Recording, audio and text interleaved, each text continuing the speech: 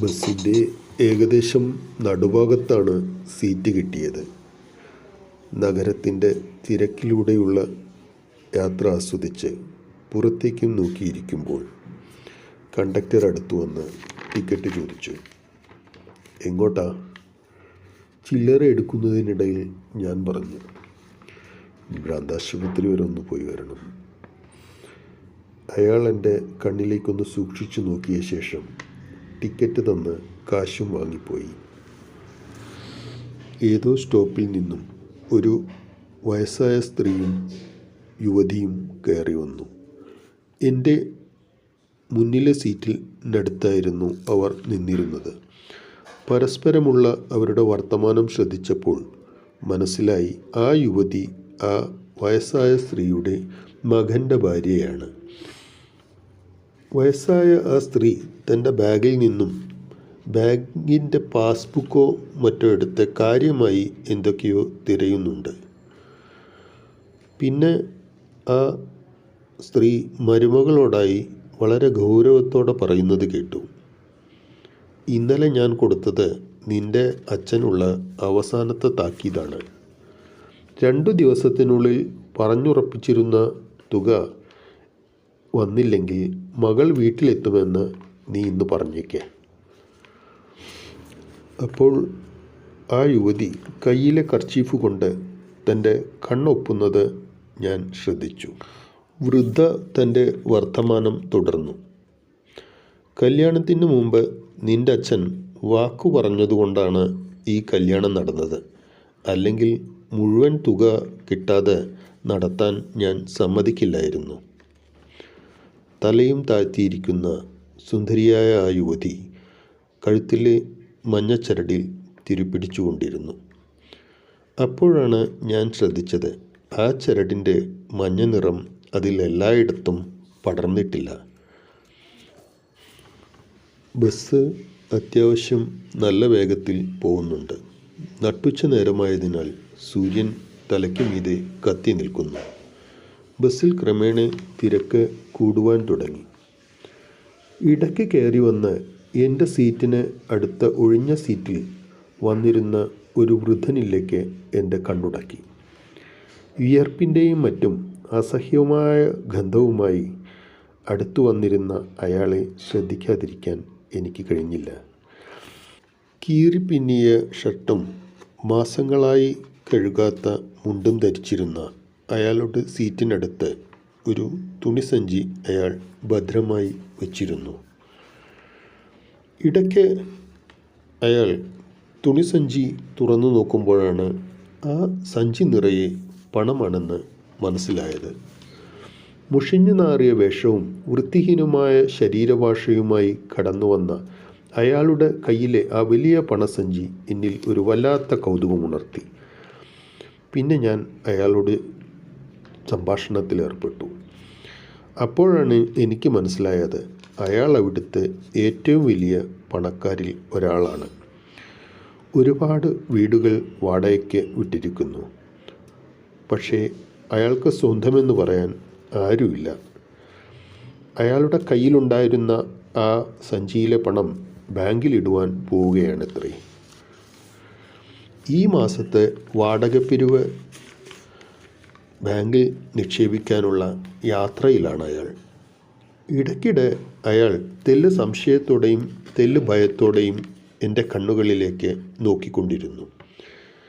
പിന്നെ കയ്യിലെ തുണിസഞ്ചിയിലേക്കായി കൂടുതൽ ശ്രദ്ധ. എന്നോടുള്ള വർത്തമാനം അയാൾ ക്രമേണ കുറച്ചു. ഇടയ്ക്ക് ഞാൻ കണ്ണടച്ച് വെറുതെ ബസ്സിൻ്റെ സീറ്റിൽ ചാഞ്ഞു കിടന്നു.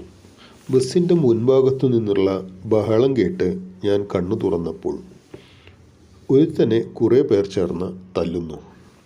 അയാളേതോ പോക്കറ്റടിക്കാരനാണത്രേ. ആരുടെയോ പോക്കറ്റിൽ നിന്നും എടുത്ത 100 രൂപ സഹിതം അയാളെ മറ്റുള്ളവർ കയ്യോടെ പിടിച്ചിരിക്കുന്നു. അടികൊണ്ട അയാളുടെ ചുണ്ടിൽ നിന്നും ഇറ്റുവീണ ചോര അടിച്ചവൻ്റെ ഷർട്ടിൽ ഉണ്ടാക്കിയ ചുവന്ന പാടിലായി എൻ്റെ കണ്ണ്. കുറേ പേർ അവനെയും കൊണ്ട് അടുത്ത സ്റ്റോപ്പിൽ ഇറങ്ങി എങ്ങോട്ടോ പോയി. ബസ് വീണ്ടും അതിൻ്റെ യാത്ര തുടർന്നു. അടുത്ത സീറ്റിൽ ഉണ്ടായിരുന്ന യുവമിഥുനങ്ങളിൽ ഞാൻ ശ്രദ്ധിച്ചു തുടങ്ങി. വെളുത്തു സുന്ദരിയായ യുവതിയും സുമുഖനായ ഒരു ചെറുപ്പക്കാരനും തമ്മിൽ ചെറുവർത്തമാനം പറയുന്നു. പുതുതായി കല്യാണം കഴിഞ്ഞവരായിരിക്കും എന്ന് ഞാൻ ഊഹിച്ചു. ആ ചെറുപ്പക്കാരൻ എന്തൊക്കെയോ പറഞ്ഞുകൊണ്ട് ഭാര്യയെ ചിരിപ്പിക്കുവാൻ ശ്രമിക്കുകയാണ്. പക്ഷേ അയാൾ അതിൽ പരാജയപ്പെടുകയാണോ എന്നെനിക്ക് തോന്നി. എന്തൊക്കെയോ ആലോചിച്ചു കൊണ്ടിരിക്കുന്ന ആ സുന്ദരിയുടെ മുഖഭാവം കണ്ടപ്പോൾ എൻ്റെ മനസ്സിൽ ഒരുപാട് സംശയങ്ങൾ പെരുകാൻ തുടങ്ങി. ഇവൾ അയാൾ പറയുന്നതൊന്നും ശ്രദ്ധിക്കാതെ അവളുടെ പൂർവ്വകാമുകനെക്കുറിച്ചോ വീട്ടിലെ പഴയ കാര്യങ്ങളെക്കുറിച്ചോ ചിന്തിച്ചിരിക്കുകയാണോ? അതോ ഭർത്താവിൻ്റെ വീട്ടിലെ പുതിയ അന്തരീക്ഷങ്ങളിലുണ്ടായ അസ്വാരസ്യങ്ങളെക്കുറിച്ചോ? എന്തോ അവളെ കാര്യമായി അലട്ടുന്നതായി എനിക്ക് തോന്നി. ഒരുപക്ഷെ വെറുതെ തോന്നിയതാവാനും സാധ്യതയുണ്ട്. ഇടയ്ക്ക് പിൻവാതിലിലൂടെ വന്നുകയറിയ നാടോടി സ്ത്രീകളും പുരുഷന്മാരും പുറകിൽ ബഹളമുണ്ടാക്കുന്നതായി ഞാൻ കേട്ടു. അവരുടെ ചിരിയും കളിയും സന്തോഷം നിറഞ്ഞ വർത്തമാനങ്ങളും ആ ബസ്സിൽ ആകെ മുഴങ്ങിക്കേട്ടു.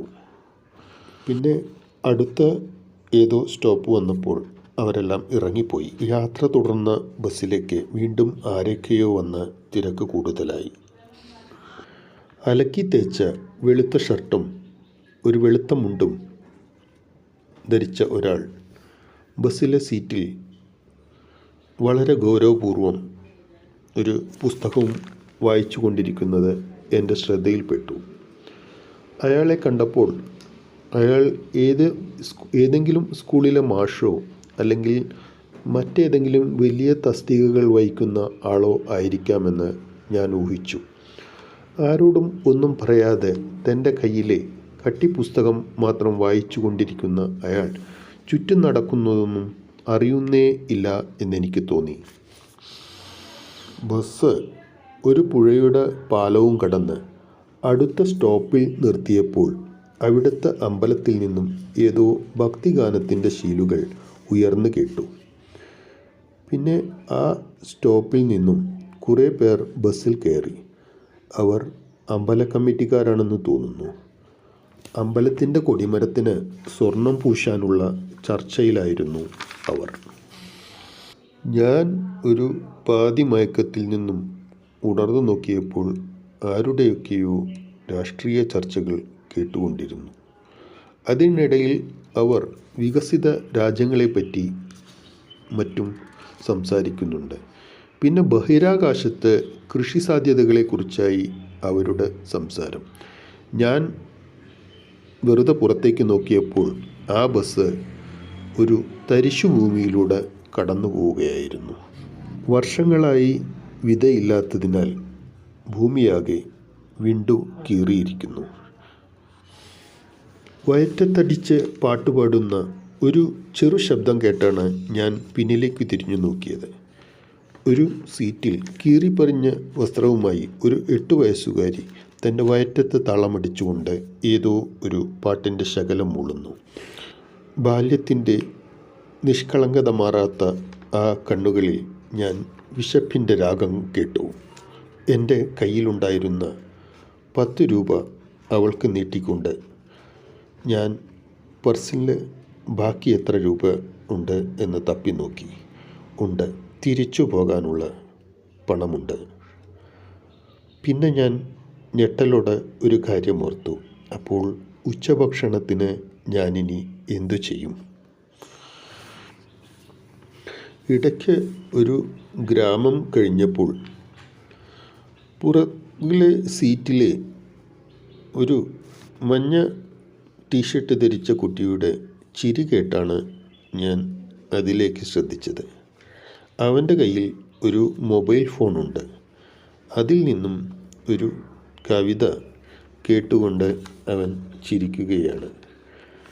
എല്ലാവർക്കും തിമിരം, നമ്മൾക്കെല്ലാവർക്കും തിമിരം, മങ്ങിയ കാഴ്ചകൾ കണ്ടുമടുത്തു കണ്ണടകൾ വീണം.